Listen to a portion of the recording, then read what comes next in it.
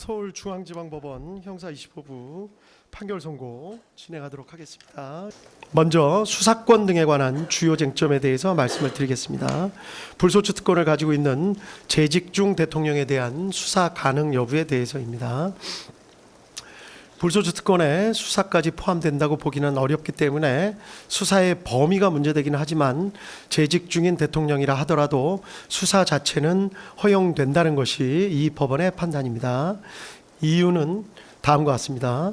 헌법 제84조 불소추 특권이 수사를 포함하는 것인지에 대해서 증거 확보를 위한 수사가 가능한지 여부에 대해서 견해가 나뉘는데 어떠한 수사도 허용되지 않는다는 견해부터 구속 등 강제 수사가 허용되지 않는다는 견해, 모든 수사가 다 허용된다는 견해 등이 나눠져 있습니다. 이 법원은 여러 나라의 헌법 조문 그리고 판례법 국가의 경우 판례 등을 검토를 해보았습니다. 우리 헌법 조문은 대만 헌법, 중화민국 헌법 조문을 참고한 것으로 보이는데 대만은 소추가 아닌 소구라는 표현을 쓰고 있고 대만 법원은 수사는 허용되지 않는다는 입장을 보이고 있는 것으로 파악했습니다. 반면 일본 헌법은 국무대신에 관한 불소추 특권에 대해 규정하고 있어 우리 조문과는 형식과 내용이 조금 다르기는 하지만 명확하게 소추라는 표현을 쓰고 있고 수사가 허용된다는 전제에서 수사 허용의 범위에 대해서만 의견 대립이 있는 것으로 보입니다. 우리 헌법상 불소추 특권은 대통령 직책의 원활한 수행을 보장하는 데 그 취지가 있습니다. 따라서 이와 관련이 없는 수사까지 모두 제한하려는 취지는 아닌 것으로 보입니다. 따라서 수사 자체가 불소추 특권에 포함된다고 보기는 어렵다는 것이 이 법원의 판단입니다. 자세한 입법료와 분석, 관련 내용 등은 판결문에 자세히 기재해 놓았습니다. 다음 두 번째, 검찰이 내란죄에 관해서 수사를 개시할 수 있는지 여부. 피고인 윤석열 등에 대한 직권남용 권리행사 방해죄 혐의 등의 고발을 접수한 검찰이 내란죄에 관해서도 수사를 개시할 수 있는지가 문제되는데 가능하다는 것이 이 법원의 판단입니다. 이유는 다음과 같습니다. 검찰청법에 의하면 검찰은 원칙적으로 직권남용 권리행사 방해죄에 대해서만 수사 개시가 가능합니다. 그러나 검찰청법 제4조 제1항 제1호 다목은 직접 관련성이 있는 범죄에 대해서도 수사를 개시할 수 있다는 예외 규정을 두고 있습니다. 직접 관련성의 의미가 문제가 되는데 마침 이 사건 재판이 진행되는 도중에 대법원 판례 2025 도의 6707 판결이 나왔기 때문에 문제가 사실상 해결되었습니다. 판시 취지는 예외 규정의 해석에 있어 문맥상 의미 외에 규범적인 요소도 고려하여야 한다는 취지로 보입니다. 이 사건의 경우에서 고발된 윤석열 피고인에 대한 직권남용 권리행사 방해 혐의 사실을 살펴보면 내란죄와 중간행위나 다른 원인에 매개 없이 연결되고 구체적 개별적 연관관계가 있는 경우에 해당한다고 보입니다. 따라서 그 구속요건 및 내용 등의 직접 관련성이 인정되고 규범적 의미에 있어서도 이를 인정하는 데 장애가 없습니다. 따라서 검찰의 내란죄 수사권은 있다는 것이 이 법원의 판단입니다. 다음 고위공직자범죄수사처 공수처가 내란죄에 관하여 수사를 할 권한이 있는지 여부가 문제됩니다. 결론부터 말씀드리자면 이 부분에 대해서 내란죄에 관해서 수사를 개시할 수 있다는 것이 이 법원의 판단입니다. 이유는 다음과 같습니다.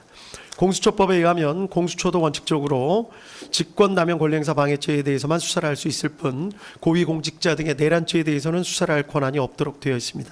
다만 제4조 제1항 제1호 라목이 예외적으로 수사 과정에서 인지한 직접 관련성이 있는 범죄에 대해서는 수사를 할 권한이 있다고 예외 규정을 두고 있습니다.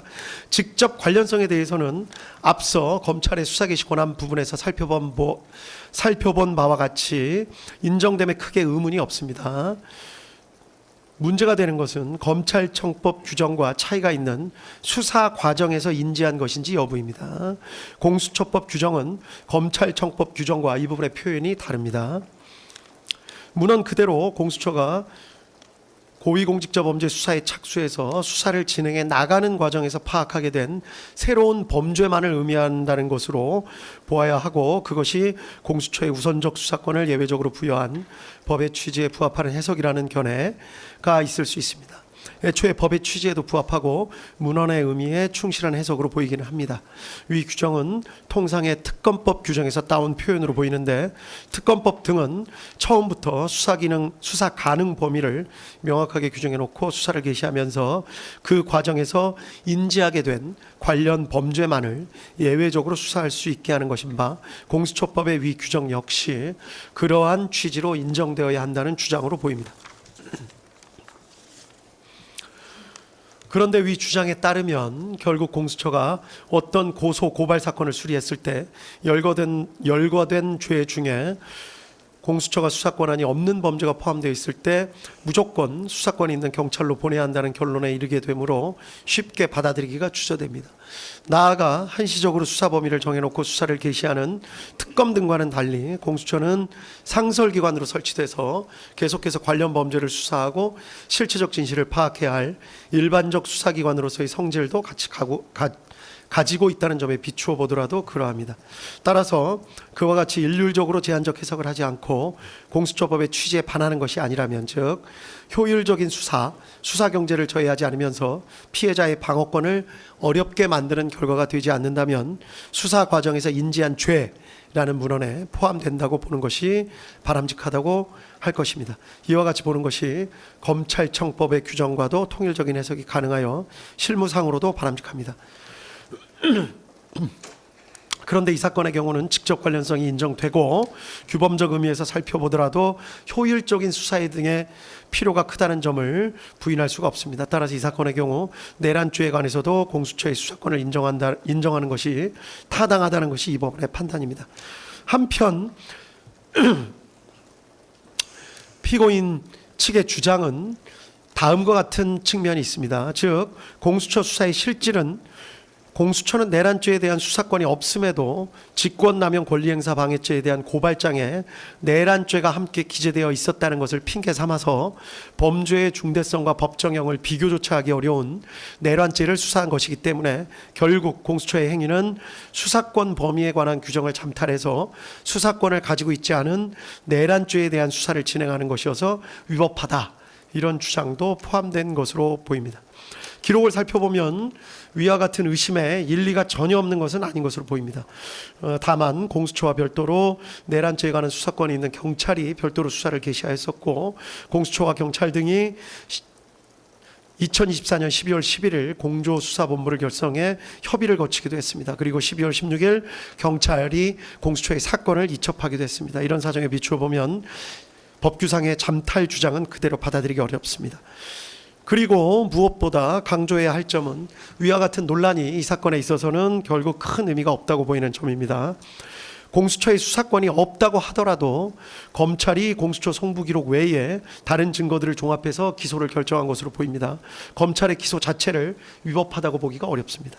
두 번째로 공수처가 수집한 증거를 다 빼더라도 검찰이 수집한 증거들, 그리고 이 법원이 증거로 채택하여 조사한 증거들에 의하더라도 지금 유죄로 판단되는 피고인들에 대해서 유죄 판단을 할 증거가 충분하다는 것이 이 법원의 판단입니다. 따라서 공수처의 수사권 유무와 관련된 기소의 적법성, 증거 관련 문제는 결국 발생하지 않습니다.